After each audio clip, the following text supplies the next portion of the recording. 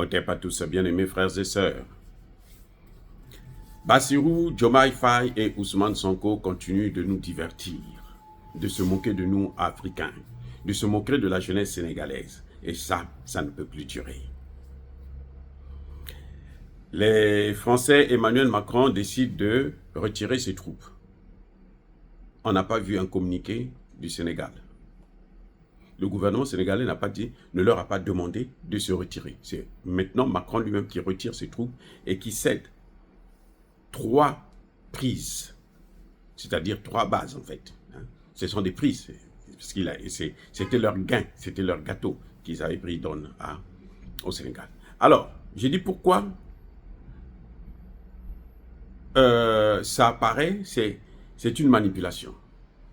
Parce que le président Traoré nous a bien expliqué, lui qui est passé par là, qui connaît bien les choses, il dit le vrai problème, ce n'est pas que les soldats se retirent, le vrai problème, c'est que les accords soient anéantis, les accords soient déclarés caducs.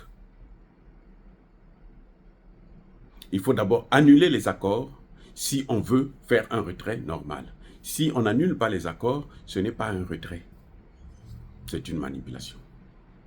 Le Mali l'a fait, le Burkina l'a fait, le Niger l'a fait, le Tchad l'a fait. On annule d'abord les accords. Parce que quand on n'annule pas les accords, si c'est unilatéralement qu'une des parties se retire, donc ils ont préparé déjà une autre alternative. Donc ils sont en train de manipuler la jeunesse sénégalaise en faisant croire qu'eux ils sont partis alors qu'ils ne sont jamais partis. Ou bien ils vont renforcer leur présence civile maintenant. Alors que le problème c'est ça justement. On ne veut pas les voir ni en civil ni en tenue militaire. On ne veut pas les voir du tout. C'est fini, leur relation avec nous, sur le plan militaire, ça s'arrête là. Il n'y a plus de tutelle. Ce n'est plus à eux de décider de notre avenir, ce n'est plus à eux de décider de ce que nous devrons manger et boire. Eux, ils n'ont qu'à s'occuper de la France, le Sénégal va s'occuper du Sénégal. Mais quand les autorités sénégalaises laissent faire, ça veut dire qu'ils sont complices de cette machination. On veut nous amener dans une situation où on est devant le fait accompli. C'est exactement ce qui se passe en Côte d'Ivoire. La Côte d'Ivoire n'a pas annulé les accords. Non. La Côte d'Ivoire a négocié avec la France pour que la France change sa façon de faire. Pour faire croire aux gens que la France est partie de la Côte d'Ivoire. Parce que le contenu de ces accords-là, c'est ce qui permet à la France de venir chez nous, même en civil, et faire exactement ce qu'ils font lorsqu'ils sont en uniforme. Ou d'utiliser des Ivoiriens, des Sénégalais pour, comment dirais-je, déstabiliser nos pays en leur nom. C'est ce qu'on appelle la guerre par proxy. Alors que si les accords sont suspendus, sont annulés, sont déclarés caducs, à ce moment, la présence militaire française, toute présence militaire française est synonyme à un espionnage. Et que les auteurs sont arrêtés et puis traînés en justice, jugés et condamnés. Vous voyez, donc il y a un problème là où M. Bassirou et Ousmane Sonko sont en train de nous manipuler. Parce que tous ceux qui ont fait ça avant eux savent qu'il faut passer par là. Et le président Traoré a été clair avec nous. Il nous a même expliqué comment le mécanisme là fonctionne. Parce que, s'ils sont civils, ils sont toujours sous la tutelle de qui? Du conseiller militaire. L'armée sénégalaise qui va travailler là, qui va remplacer dans le camp, sera sous la tutelle du conseiller militaire. Puisque c'est leur devoir. Ça est là dans les accords. Ils doivent conseiller votre armée. Donc vous n'aurez jamais une armée. Elle sera toujours faible. Elle ne sera jamais équipée. Parce que la France a toujours fait en sorte que les pays d'Afrique ne puissent pas s'équiper, ne puissent pas avoir des armées solides. Sinon, ils vont tourner les armes contre eux. Ou contre elles. Voilà ce qui se passe. Donc je crois que M. Bassirou doit revoir sa copie et être un peu plus pragmatique.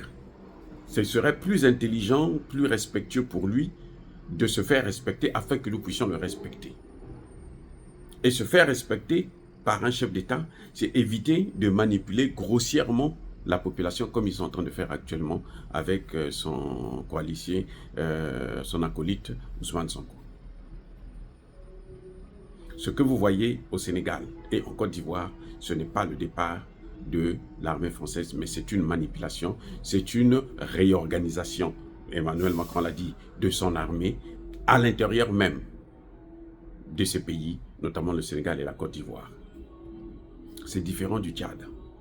Il y a des gens qui veulent comparer le Tchad à la Côte d'Ivoire. Non, c'est différent du Tchad. Vous savez, le Tchad est en train de faire venir maintenant même les Turcs, ce qui est impensable. Ils changent de partenaire. Ils disent, nous, on a besoin de notre partenaire. C'est fini, vous restez chez vous. Voilà. C'est ça, la souveraineté. La souveraineté, c'est pas faire du bruit. Hein? C'est pas crier. Non. La souveraineté, là, c'est mettre en application, gérer et assumer votre droit en tant qu'État libre. Pas de telle sorte que c'est d'autres gens qui viennent décider, qui viennent faire un certain nombre de choses. Et comme par hasard, partout là où la France est passée, ben, les armées sont toujours faibles, incapables de prospérer, d'assurer la sécurité de leur territoire eux-mêmes, sans l'accord de la France. Ou bien, il y a la trahison qui est poussée à l'extrême, comme on le voit aujourd'hui en RDC. La trahison. La trahison, c'est ce qui fait que Kagame prospère depuis 30 ans. C'est la trahison seulement, c'est tout. Et la trahison, qui est à l'origine de ça? Mais ce sont d'abord les Français. Ils travaillent pour les Américains, certes, mais ce sont eux qui mettent en œuvre cette trahison. Ce sont les Français qui sont là. Dernièrement, l'ambassadeur de France a même honoré un général, le conseiller spécial du président Tshisekedi en matière de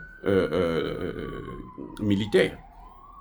Alors que cette personne est décriée par tous les Congolais comme étant à l'origine de la chute de l'Est du Congo.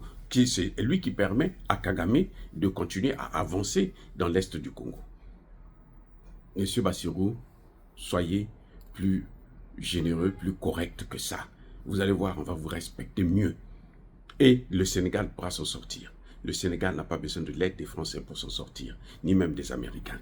Soyez bénis, abondamment bénis par le Dieu des Kémites et par nos ancêtres évangélisés. Mais que tous ceux qui persécutent le continent africain, le pillent et le déstabilisent, qu'ils soient noirs, blancs, chinois, arabes, juifs, indiens ou qui qu'ils soient punis, maudits, foudroyés, neutralisés, écrasés, effacés par le Dieu des Kémites et par nos ancêtres évangélisés. Vive l'Afrique éternelle, j'ai dit et j'assume.